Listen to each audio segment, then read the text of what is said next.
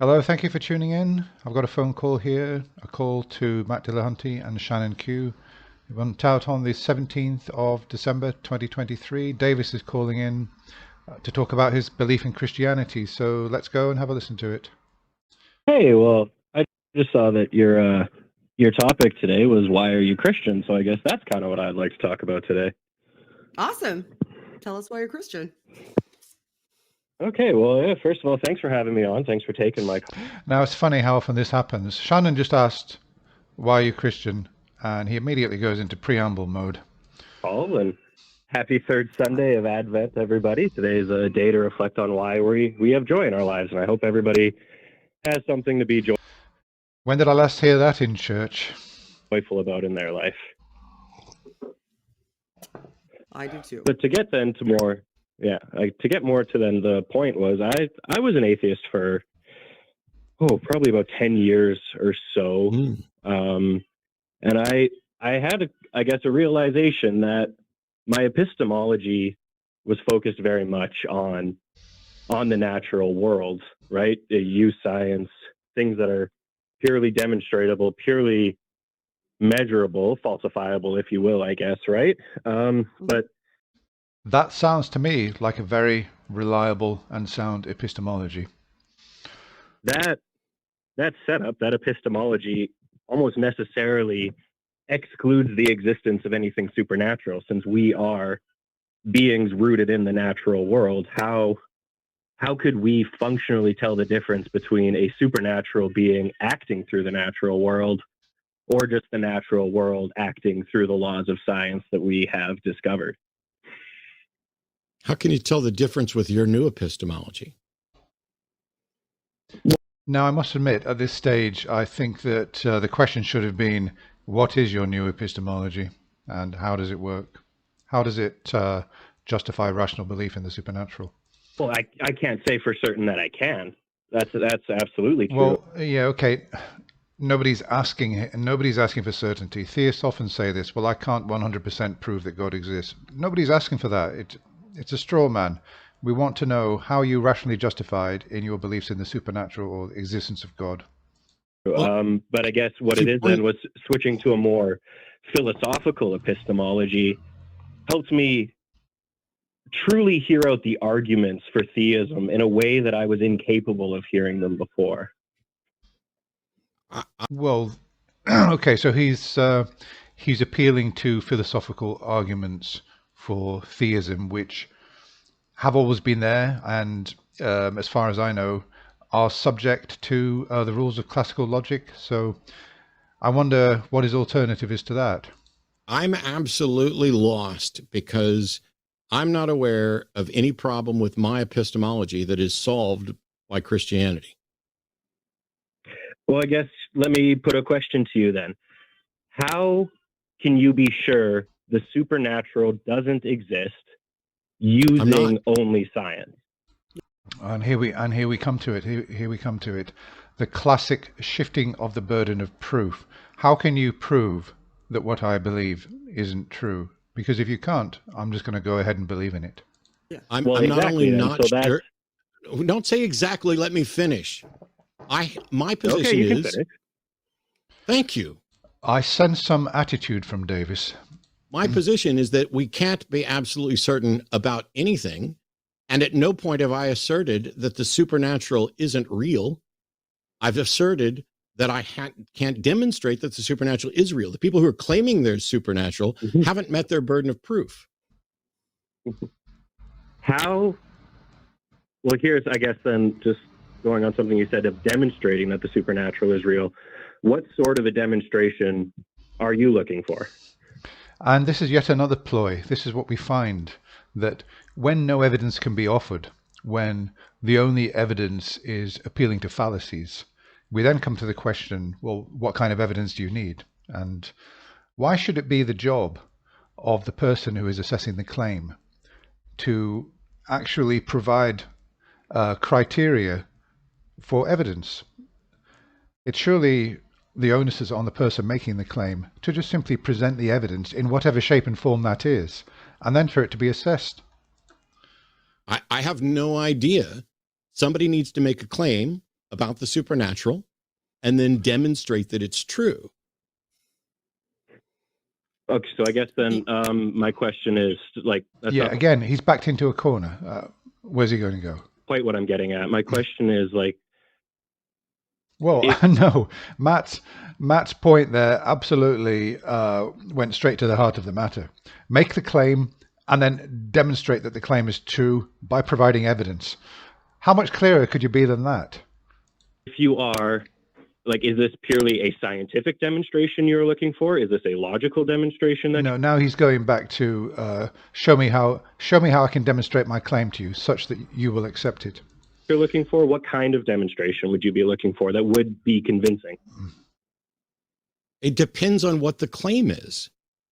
Supernatural is a Well, term we can that go with the isn't claim, is God real?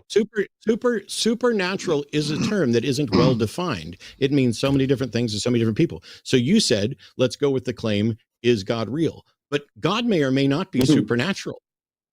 Define God. Well, And let's sure, use the classical theist definition of the term God then, right? An omniscient still being may that or may- exists outside space and time. which still may or may not be supernatural. But in any case, No, he exists outside of space and time. By definition, he's supernatural because the he God of exists classical outside the theism is natural not world. the God of classical theism is the omnimax. It doesn't tell you his ontology is outside of space and time. But in any case, let's say that you're asserting that there's a God outside of space and time. I have no idea what outside of space and time means. I have no demonstration that outside space and time is actually a real thing that could be, that there's even any possibility. I don't have no demonstration that the concept makes any sense. So if you're asking me what would convince me that a God exists, my answer has been for decades, I don't know. But if there is a God, that God should know what would convince me and should be capable of producing whatever evidence should convince me. The fact that a God claim does not come with its own, here's the way to test this scientifically, or even if it's possible to test it scientifically, is a problem with the claim, not the epistemology. Well, okay. One thing, can you just repeat that for me real quick? Sorry. I got my son running around up here. No, I probably think that's not the case. I think the case is that he was most likely something was churning over in his mind while Matt was talking. He wasn't really listening to him. So it happens often, but I really don't think his son is there jumping around all over the Lego. The fact that a God claim doesn't come with, here's how to test it scientifically, doesn't. Okay, It's not sorry a problem. Sorry to cut you off here. I just remembered what I was about to say. It's a problem with the God. Yeah, well, that's strange. So he said his son is running around up there, and he asked Matt to repeat himself. He obviously he lost concentration, or maybe he's got a script there or some notes that he's consulting. For all I know, there might be somebody sitting next to him giving him advice on what to say, and now he suddenly says he's remembered what he wants to say while Matt is actually talking.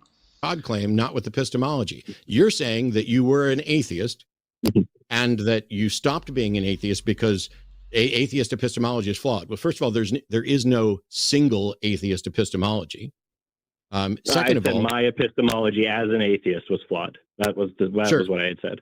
Sure, but so even if your epistemology was flawed, that in no way demonstrates the truth of any particular religion or Christianity.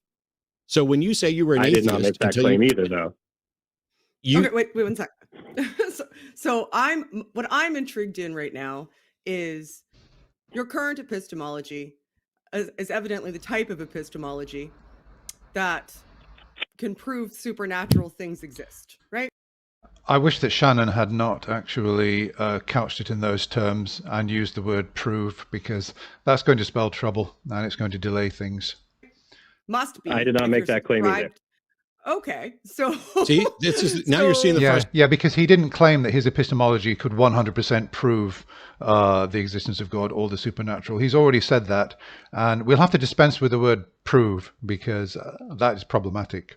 I would say provide sufficient evidence that something could be rationally believed. Frustration that I had, Shannon, because the problem with his epistemology was that it couldn't prove the supernatural, but his new one doesn't either. That's what I was Or trying to get No, at. no, that's also not what I said. I said I was using new methods to...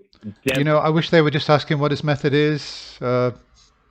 What is your new epistemology, and how does it prove? I'm doing it now as well. How can it provide sufficient evidence in order to rationally believe in the existence of God or the supernatural? Logically arrive at a conclusion that had previously been impossible under my other epistemology, right? So if you go... Well, if he's appealing to logic, classical logic, then that kind of narrows it down quite a lot. Let's see how his logic actually expresses itself. What is it exactly? About answering the question, does God exist, using... So your epistemology can or can't prove. So your epistemology, you Davis, your epistemology. How do we define proof? Or is it? I'm almost done getting through this question. She's halfway through her sentence. Okay, well, I kind of don't blame him there. Shannon and Matt have both used the word proof several times. He obviously has a problem with that, and I understand absolutely. And they've spent now 3-4 minutes. It's about time. Let's hope that Matt's going to do something here about it. Davis, your epistemology, your personal epistemology can or cannot provide proofs for supernatural. There she goes again. She knows that he has a problem with the word proof, and she keeps on using it. Claims. But yes, that's just a yes or no. Okay, question. Define proof for me, please. Such that it can your epistemology rationally justify the supernatural? The existence of the supernatural. Rationally justify, I would say yes, it can. I think there are philosophical arguments that are logically consistent, that the premises have not been rebuttingly defeated sufficient to say that you can definitively say the supernatural does not exist. And these claims assert that yes, the supernatural does in fact exist. Yeah, okay. So obviously with the syllogisms that he's probably talking about, it's true that applying these and failing to reach the conclusion that the supernatural does exist. On the other hand, we can't say that the supernatural doesn't exist. So these philosophical arguments are not ruling out the existence of the supernatural. And he is somehow claiming that because of that, we're therefore rationally justified in believing that the supernatural does exist. It looks to me like a failure to correctly apply the rules of Aristotelian logic. No, what you just said is that you have an epistemology where nobody can disprove the supernatural. And that's, now we're back to whether or not something's false. I'm sorry that you didn't use those fucking... No, he did. He just, obviously, he said, in other words, that these arguments don't prove that the supernatural doesn't exist. Therefore, he's going to go ahead and believe, he's going to accept that those assertions are true. Words, but interrupt me one more time to tell me that I'm wrong about what you just said. Well, then stop being wrong about what I said, and I will. How about you go fuck yourself? How about that? Oh, Merry Christmas, guys. Okay. No, you don't have to run away. You don't have to run away. Just I'm because not running away. I'm still right here. But like that was... You are running away. I have been trying to be very careful in my language here so that I'm not coming over my skis, so to speak. Would you shut the fuck up and stop policing my language and listen? I'm not policing your language here, Matt. You can say whatever you want. It's your show. You are, and you're repeatedly interrupting. I get half a sentence out and you interrupt. Shannon gets half a sentence out and you interrupt. Are you capable of actually listening to and thinking about what I'm actually saying? Yeah, this is a very useless and failed epistemology that he's got there, that because we can't definitively rule something out, it somehow validates a belief as rationally held. So you could apply that across the board, not only to the supernatural. You could apply that to aliens. You could apply it to, I don't know, the Loch Ness Monster, the Bigfoot, because we haven't definitively proven that these claimed beings, etc., don't exist. It means that we can assert that they do exist. It's a complete failure of epistemology and utterly useless. See if it fits, rather than assuming that because I didn't use the exact same words that the content is somehow flawed. Can your epistemology... The word you're using. Jesus fucking Christ. No, I'm done. Shannon, you're up. Our Lord and Savior. Okay. Okay, so I'll tell you what happened. Shannon there took over for about 10 minutes. Didn't make any progress, in my opinion, unnecessarily, for the sake of argument, conceded that, okay, let's say that your epistemology is no longer flawed, and that we can accept that there is, a cause. He was appealing to the contingency argument. There's a prime mover.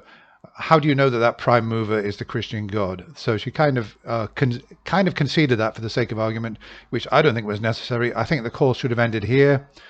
They should have muted him and said, this is a failed epistemology. It's utterly useless, because it suddenly validates an infinite number of beliefs which have not been supported by sufficient evidence to believe that they're true. So it's a useless epistemology, and it's a failure. You had a good epistemology before, and you've now got a deeply flawed epistemology now. There was even no need to let him come back and waste 10 minutes. Shannon made that concession. She's previously said that you could get me to deism. She said that with Darth Dawkins, and then she retracted that later on and said, no, she's not. She can't be got to deism. But she sort of conceded it here, and then allowed him for 10 minutes to sort of run her around in circles. Now, I know that after the call, because he went away feeling, oh yeah, I've proven my case, I've made a good showing for Christianity and theism, and I found it very unsatisfying. Okay, Matt, after the call, after the fact, said why he had a very poor and flawed position, but I didn't really find it very satisfactory. You've got to knock out your opponent when your opponent is in the ring within the 15 rounds. So yeah, I didn't find that it went well, and I thought the call could have been handled better. They should have nailed him down straight away on, okay, what's your new epistemology? Let's get down to it. Let's analyze it. And the call could have really lasted just 5 or 6 minutes instead of 25 minutes. That's all for now. Let me know what you think. Bye for now.